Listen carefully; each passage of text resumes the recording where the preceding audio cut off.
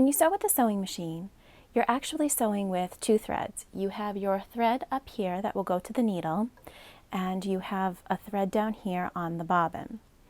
You can purchase bobbins already wound, but typically you purchase them empty, and that is so that you can buy the perfect color thread for your project and wind your own bobbin to match. Your Sparrow 25 will come with a few extra bobbins to get you started, and you can always purchase more. You can purchase the EverSewn bobbins, or any class 15 bobbin will work in this machine. Just make sure you have the right bobbin for your machine. So first I'm going to place my thread on the spool pin here, just like that, and put my little spool cap right on. And I just want to make sure that my thread is coming from underneath on my spool. I don't want it coming from on top. I want it coming from underneath. And now I'm going to go ahead and follow the dashed arrows here. So this dashed path will help us guide our thread for our bobbin winding. So my first step is to go under this little thread guide right here, and you'll hear it kind of snap right in. And then I'm following this guide right here. So I want to come in front of this, and you'll see that fits nice and snug right in those discs there.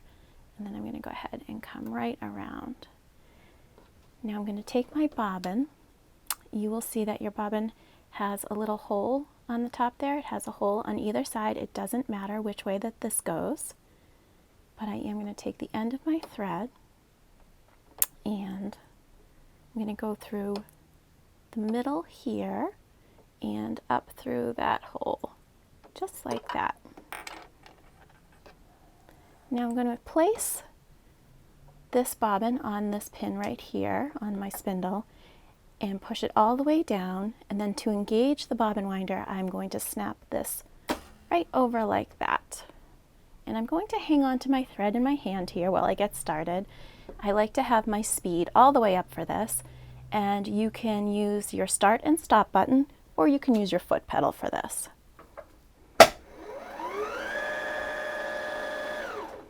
So once I have a little bit of thread wound on there, I'm just going to go ahead and cut that thread nice and close to the bobbin.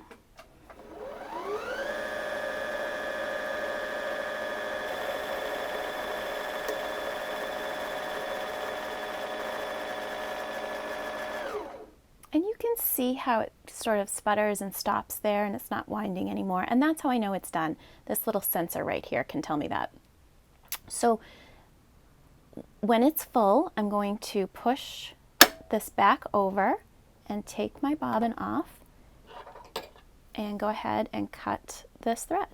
Now I'm ready to put it in the bobbin case. If I have a bobbin in there, I'm going to go ahead and take it out.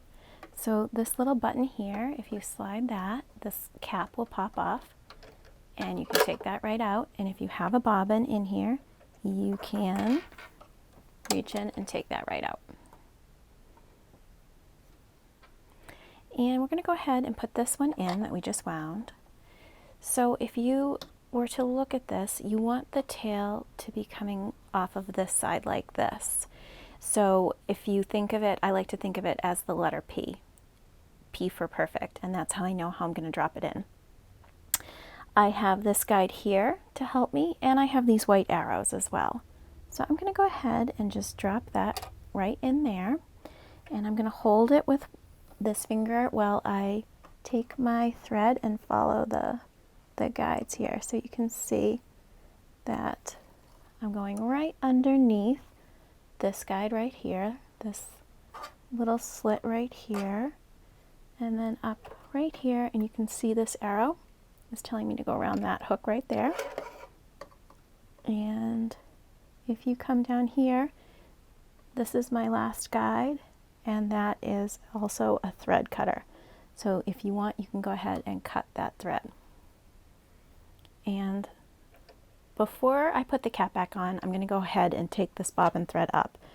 So my bobbin thread is here, but before I start to sew, I want it to be coming up here through the needle plate. So I'm going to hold my needle thread with one hand, and I'm going to turn the hand wheel. You want to go counterclockwise until the needle goes all the way down and all the way back up one time. And then if I kind of pull on the needle thread right there, you can see, I can see my bobbin thread came right up there through the presser foot. And that's what I want before I start to sew. So I'm just going to go ahead and sweep those back. And then you can go ahead and put your cap back on. There's a little notch right there that goes in just like that, and it pops back on. And now you are all ready to sew.